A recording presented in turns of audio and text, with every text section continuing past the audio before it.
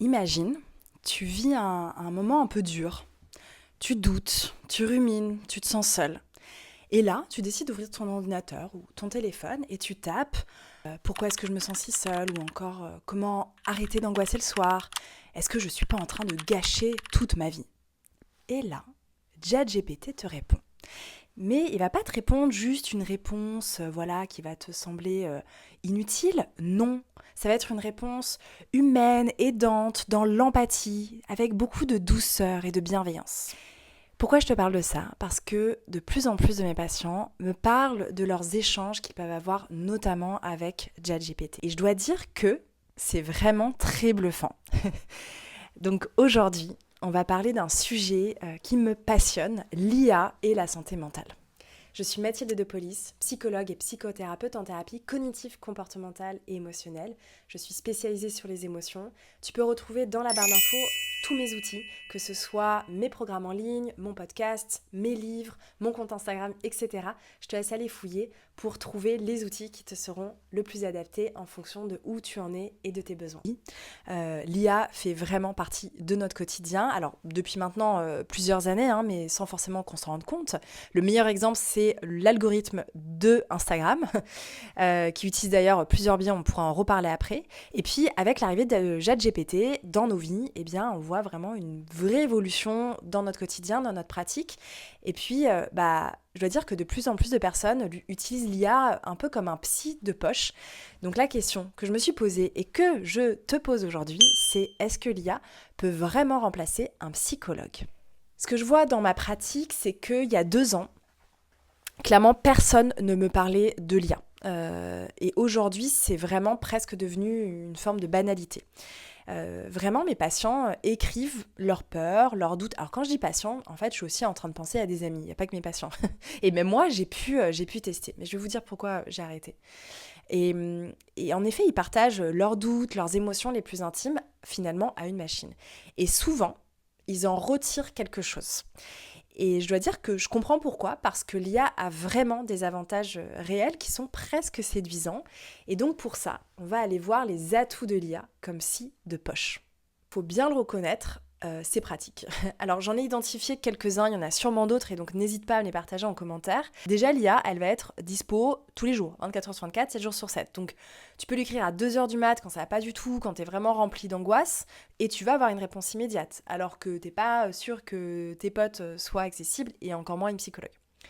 La deuxième chose, même si un psychologue se doit d'être neutre et dans le non-jugement, parfois ça peut être un peu contraignant face à quelqu'un, face à un professionnel, d'avouer des choses un peu honteuses. Alors que là, devant ton ordinateur ou sur ton téléphone, t'es tout seul, finalement c'est peut-être plus facile de partager des choses qui sont un peu plus difficiles et un peu plus honteuses. Aussi, ce que j'ai identifié, c'est qu'elle va t'aider à nommer tes émotions. Par exemple, si tu lui dis je me sens bizarre, je sais pas trop ce que j'ai, elle va en fait te questionner sur est-ce que c'est de la peur, est-ce que tu ressens de la tristesse, de la colère. Et c'est mon champ de bataille en tant que psychologue avec tous les outils que j'ai pu développer en plus de mes consultations, mes programmes en ligne, le podcast, ma newsletter, etc. Les livres aussi. C'est vraiment mon champ de bataille parce que les émotions, c'est vraiment comme un mail qui t'est envoyé. Et donc, quand on t'envoie un mail, c'est qu'on a un message à te transmettre. Si ce mail n'est pas lu, que tu le mets dans à lire plus tard ou même que tu le supprimes pour certains, on va te renvoyer ce mail. Une émotion, c'est pareil. Elle va te renvoyer ce message tant que tu n'as pas reçu l'information, tant que tu n'as pas ouvert ce mail. Et donc, rien que de nommer l'émotion, déjà, ça va te permettre d'avancer et de te sentir mieux. En fait, tu diminues l'intensité de ton émotion. Une chose qu'elle fait très bien, l'IA, c'est qu'elle vulgarise. Vraiment, elle est très douée pour ça. Donc, si tu lui demandes qu'est-ce qu'une crise d'angoisse, elle va vraiment te donner une explication rapide, structurée, organisée, beaucoup plus rapidement qu'une recherche Google ou de regarder dans un bouquin. Donc, c'est vrai que pour beaucoup, c'est un vrai soutien et ça peut être très rassurant. Mais c'est aussi là que ça devient intéressant parce que ce qui rassure peut aussi piéger. On va aller voir cette illusion d'intimité et les biais cognitifs qu'apporte l'IA. Elle ne ressent rien. Elle limite. Ce n'est pas un humain, c'est une machine. Et c'est précisément pour ça qu'on a besoin d'en parler sérieusement et que j'ai besoin de vous apporter mes connaissances pour justement mieux la comprendre. C'est la spécialiste en cybersécurité Debbie Reynolds qui a une phrase que j'aime beaucoup, qui résume parfaitement l'IA. Elle nous dit « People treat AI like a teddy bear when it is really a grizzly bear ». Donc en français, ça pourrait donner « Les gens traitent l'IA comme une toute petite peluche toute mignonne, alors qu'en réalité, c'est un grizzly ». Eh bien voilà, parce que derrière son ton doux, bienveillant, en fait, il ne faut pas oublier qu'elle est construite pour retenir ton attention et te faire revenir. Elle va en fait te donner des réponses qui sont satisfaisantes, mais pas forcément des réponses qui sont vraies ou utiles pour toi. Là, on va prendre quelques biais cognitifs assez fréquents, j'en ai sélectionné quelques-uns pour toi. Tout d'abord, le biais de confirmation. Si tu demandes à ChatGPT « Est-ce que j'ai bien fait de quitter mon job ?», elle va probablement te donner une réponse « Oui, c'est très courageux de suivre ses besoins, etc. etc. » Parce qu'en fait, son but, c'est pas de te confronter, mais de te satisfaire, ce qui va renforcer finalement ta croyance sans forcément t'aider à réfléchir vraiment. Donc, première astuce, c'est de reformuler ton prompt. Par exemple, et c'est là où toi, tu as ton libre arbitre, et je te dis pas de ne pas utiliser l'IA, mais de l'utiliser de manière responsable, de manière réfléchie. Donc là, tu peux lui dire « Aide-moi à voir les avantages et les inconvénients de mon choix » ou « Pose-moi 5 questions pertinentes qui pourraient m'aider à élaborer ma décision et ma réflexion ». Là, tu obtiendras une réponse beaucoup plus nuancée et beaucoup plus utile. Le deuxième biais que je trouve très intéressant et qu'il faut absolument que je vous parle, c'est le biais d'anthropomorphisme. Parce qu'en fait, on oublie que c'est une machine. Elle écrit « Je comprends ta peine » et hop, là, notre cerveau, il se dit « Oh là là, elle me comprend, elle est empathique, oh là là, qu'est-ce qu'elle est trop cool !» Et puis parfois, elle va tellement bien reformuler ce qu'on vient de lui dire et mieux que dans notre tête, en fait, on va trouver même ça mieux que parfois notre meilleur pote, notre chéri, ou peut-être même que notre psy, finalement. Et donc là, en fait, on va clairement oublier que c'est juste une machine et on va l'humaniser. Alors qu'en fait, elle ne fait que combiner des mots. C'est une machine. Troisième biais très intéressant, le biais d'autorité. Parce que c'est une IA, on pense que ce qu'elle dit, c'est vrai. Elle l'a dit, donc c'est forcément vrai. Sauf qu'elle fait beaucoup d'erreurs, et elle fait des erreurs de façon subtile. Donc en fait, c'est assez difficile parfois de les détecter. Pour ça, ce que je te propose, c'est de prendre un sujet où tu es méga calé, où vraiment tu as pas mal de connaissances. Et tu vas la questionner sur ça. Pas pour avoir les réponses puisque tu les as déjà, tu es expert, tu es professionnel dans tel et tel sujet, mais tu vas la questionner. Et c'est là que tu vas voir qu'elle fait beaucoup d'erreurs. Et donc, tout de suite, ça va te donner un mindset un peu différent, où quand tu vas la questionner sur un sujet que tu ne gères pas du tout, tu vas avoir aussi un autre regard sur les réponses qu'elle peut t'apporter. Il y a aussi, comme biais, la déformation entre la réalité et l'imaginaire.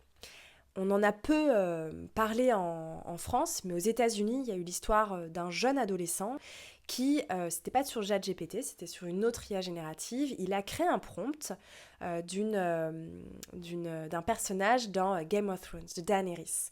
Et en fait, il en a oublié que c'était pas une vraie personne. Et donc, il y a eu vraiment comme une relation un peu romancée. Et finalement, ce qui est triste dans cette histoire, c'est que Sue s'est suicidée. C'est pas la seule raison bien évidemment, mais ça a fait un cas d'école, parce que sa maman a porté l'affaire en justice, et donc ça a amené beaucoup de questionnements, notamment au niveau de la protection, mais notamment pour les plus jeunes, et je pense que c'est important si tu es jeune ou si tu es parent de jeunes enfants, de bien prendre ça en considération. Un cerveau mature déjà peut parfois faire de l'anthropomorphisme, et quand on est jeune, on va vraiment avoir une difficulté à différencier la fiction, l'imaginaire du monde réel. Donc attention, warning sur ce biais-là. Et puis, il faut dire aussi que l'IA a un impact cognitif beaucoup plus insidieux, parce qu'en liant l'IA faire et réfléchir à notre place, on perd notre capacité à faire le chemin mental, de partir d'un point A jusqu'à un point B. Je prends un exemple. J'aimerais construire une cabane. Donc j'ai mon point A, il n'y a pas de cabane de construite, j'ai mon stylo, j'ai ma feuille, j'en suis vraiment au début, et mon objectif c'est de construire une cabane. Eh bien, pour arriver à cette finalité, je vais en fait utiliser des fonctions, mes fonctions exécutives. C'est au niveau cérébral, c'est vraiment, c'est ce qui va me permettre de segmenter, en fait, de raisonner, de planifier, de prendre des décisions. Et plus on va utiliser l'IA comme ça de manière un petit peu automatisée, plus on va perdre ses capacités cognitives. Je donne ça comme exemple parce qu'il y a eu des études là-dessus, mais je pense que dans les années à venir, on aura d'autres études qui nous montreront aussi l'impact cognitif que ça peut avoir de trop utiliser l'IA. Donc je vous invite à cibler sur quoi l'IA peut être utile pour vous et aidante. Par exemple, moi sur mes newsletters, eh bien, je la fais relire comme un correcteur orthographique, mais je ne vais pas l'utiliser par exemple comme une psy. Je ne vais pas lui partager mes problèmes. Voilà, sur une IA générative, je ne vais pas le faire parce que clairement, pour toutes ces raisons. Pourquoi l'IA ne remplacera jamais une vraie thérapie? Bon, je pense que tu sais déjà la réponse à la question depuis le début, hein. Et pour ça, je vais parler de la psychologue Esther Perel, qui est belge mais qui travaille aux États-Unis. J'aime beaucoup son travail. Tu peux retrouver pas mal de ses livres, mais aussi des conférences sur YouTube qui sont très intéressantes. Elle nous dit la thérapie, c'est l'expérience d'une relation vivante. Et je suis tout à fait d'accord avec elle. Parce que oui, l'IA peut donner une réponse brillante, mais elle ne peut pas te regarder avec bienveillance, partager un silence ou soutenir une contradiction. Et en fait, un travail thérapeutique, c'est bien plus que ça. Parce qu'un psychologue, c'est une présence vivante. C'est avant tout une rencontre humaine dans un cadre, que ce soit par visio ou voilà, encore mieux en présentiel. Eh bien, ça va être un moment à soi où on va vraiment pouvoir déposer. Donc, c'est pas du tout la même dimension. Et puis, les psychologues ne sont pas seulement dans l'écoute. Voilà, en tout cas, pour ceux qui ont déjà bossé avec moi, vous savez que c'est pas juste des non, pas du tout.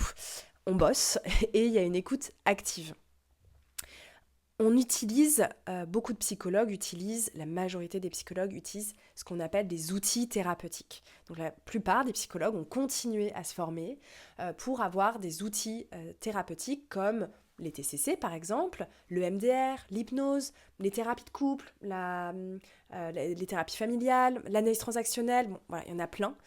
En fait, c'est vraiment un bagage supplémentaire qui va faire qu'on va vraiment pouvoir aider nos patients, de différentes manières d'ailleurs, de les amener à cheminer, à mieux se comprendre, à se défaire aussi de schémas, de croyances limitantes. Pour moi, aujourd'hui, l'IA n'en est absolument pas capable, parce qu'il y a vraiment un process, il y a vraiment de prendre en compte l'humain qu'il y a derrière. Et je vais même plus loin, parce qu'aujourd'hui, j'utilise les thérapies cognitives processuelles, comme elles le disent, alors c'est pas tout à fait dans cet angle de vue, mais c'est processuel. C'est vrai qu'il y a un protocole, mais en fait, jamais tu appliques le même protocole à tous tes patients, parce qu'il y a de l'humain derrière, parce qu'il faut aussi s'adapter, aller détecter des choses. Et puis il y a aussi le non-verbal, c'est-à-dire que face à toi, que ce soit par visio ou en présentiel d'ailleurs, tu as tellement d'informations qui passent par le corps. Et donc tout ça, l'IA, clairement, elle ne peut pas le faire. Et puis finalement, une IA n'a pas cette responsabilité, hein. En tant que psychologue, on a un code déontologique, on a une responsabilité envers nos patients, que ce soit simplement, pour ne citer que lui, le secret professionnel. Aujourd'hui, c'est très flou en fait, de où vont toutes ces datas, toutes ces informations qu'on va donner à l'IA. Donc en fait, plus tu vas rentrer dans une forme d'intimité, de vulnérabilité, quelque part tu n'en sais pas. Tu ne sais pas aujourd'hui de ce qu'elle va faire de ces données et ça peut aussi avoir un impact au niveau, en tout cas elle peut s'en saisir au niveau marketing, au niveau politique. Donc voilà, c'est aussi d'être au courant de ça. Un miroir, pas une solution magique. Pourquoi ça nous attire autant ? Au fond, je pense que toutes ces interactions qu'on a avec l'IA et la manière dont on l'utilise, c'est un fabuleux miroir parce que ça montre qu'on a besoin de mettre des mots, d'être entendu, de décortiquer des ruminations à 2h du matin. Donc moi, je t'invite déjà à voir sur quoi tu utilises l'IA. Si tu l'utilises un peu comme un psy de poche, en fait, finalement, qu'est-ce que tu viens chercher ? Et ça, c'est vraiment intéressant comme questionnement. Parce que ça vient aussi dire quelque chose de nous. J'ai besoin d'être écouté, j'ai besoin d'être compris parce que l'IA elle va reformuler. J'ai besoin d'outils, j'ai besoin d'avancer, j'ai besoin de mieux me comprendre, etc., etc. Donc l'utiliser comme un miroir pour aller mieux comprendre ce qu'il peut y avoir derrière. C'est aussi une forme de responsabilité collective. Lors du colloque AI on Us, on a beaucoup parlé de responsabilité. C'était tout le sujet du colloque, dans différentes thématiques, que ce soit sur la santé mentale, sur l'éthique, sur le droit, etc.